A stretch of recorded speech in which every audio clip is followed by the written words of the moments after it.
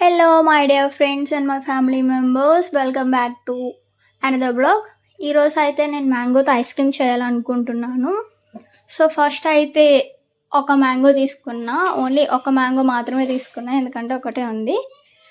ఆ మ్యాంగోని peel off చేసుకొని పీసెస్గా కట్ చేసుకొని ఒక ప్లేట్లో అయితే పెట్టుకోవాలి. సైడ్కి పెట్టుకున్నాక నెక్స్ట్ గ్రైండర్ తెచ్చుకోవాలి. గ్రైండర్ తెచ్చి కట్ చేసిన పీసెస్ని, దీనికన్నా ముందు మనం చేయాల్సింది ఏంటి అంటే మిల్క్ అండ్ ఇంకా షుగర్, యాలకుల పొడి స్టవ్ మీద కొంతసేపు మరిగించుకోవాలి. ఫస్ట్ అయితే స్టవ్ మీద ఒక 1 కప్ ఆఫ్ మిల్క్ వేసుకోవాలి.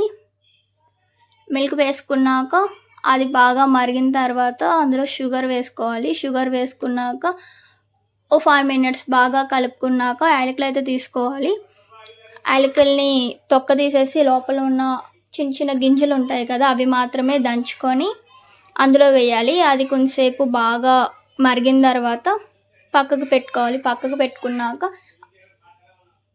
అది కొంచెంసేపు అయితే చల్లారే వరకు వెయిట్ చేయాలి. అది చల్లారిన తర్వాత మనం ఏదైతే మిక్చర్ ముందుగా రెడీ చేసుకొని పెట్టుకున్నామో, గ్రైండ్ చేసి పెట్టుకున్నామో, ఆ గ్రైండ్ చేసుకొని పెట్టుకున్న మిక్చర్ని తీసుకెళ్ళి మనం మిల్క్లో యాడ్ చేసుకోవాలి. మ్యాంగోస్ మాత్రం ఓన్లీ జస్ట్ గ్రైండ్ చేసుకుంటే సరిపోతుంది. ఇంకా మ్యాంగోస్లో ఎక్స్ట్రాగా ఏమీ యాడ్ చేసుకోక్కర్లేదు. అండ్ ఇంకా ఇది మనం అయితే మిక్చర్లో కలుపుకున్నాం కదా, అది మనం తీసుకున్న ఐస్ క్రీమ్ బాక్సెస్లో వేసుకోవాలి. ఒకవేళ ఐస్ క్రీమ్ బాక్సెస్ లేకపోయినా సరే మనం ఏదైనా కప్ కానీ గిన్నె కానీ మనం ఇందులో వేస్తే ఆ షేప్ వస్తుంది. నేనైతే మా ఇంట్లో ఐస్ క్రీమ్ బాక్స్ ఉంది కాబట్టి నేనైతే ఐస్ క్రీమ్ బాక్స్లో వేసాను.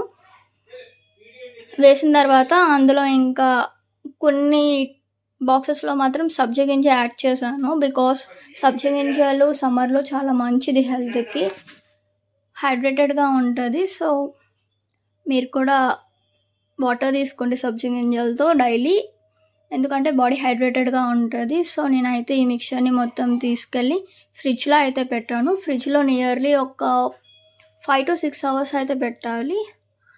ఆఫ్టర్ 5 to 6 అవర్స్ తర్వాత మనకైతే ఐస్ క్రీమ్లా వస్తుంది. ఈవెన్ 5 to 6 అవర్స్ కాకపోయినా సరే 6 అవర్స్ అయ్యాక కూడా మనకి సరిగ్గా రాకపోతే మనం ఏదైతే పెట్టామో ఫ్రిడ్జ్లో దాన్ని కొంచెంసేపు కూల్ వాటర్లో ఉంచాలి. తీసిన తర్వాత లేదు అంటే ఒక 5 మినిట్స్ పక్కన పెట్టేసుకుంటే ఆటోమేటిక్గా అది మనకి ఐస్ క్రీమ్ బాగా వస్తుంది. ఫస్ట్లో అయితే నేను కూడా తీయడానికి ట్రై చేశాను ఐస్ క్రీమ్తో, బట్ ఐస్ క్రీమ్లా రాలేదు. బట్ తర్వాత నేను అది చాక్తో తీసి మళ్ళీ దానికి ఫిక్స్ చేశాను. మీకు చూపిస్తాను. ఫస్ట్ అయితే తీయడానికి ట్రై చేశాను, బట్ అదైతే అస్సలు అవ్వలేదు.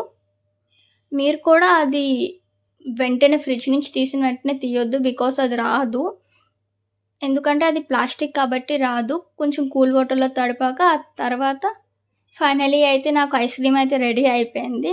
టేస్ట్ కూడా చాలా అంటే చాలా బాగుంది.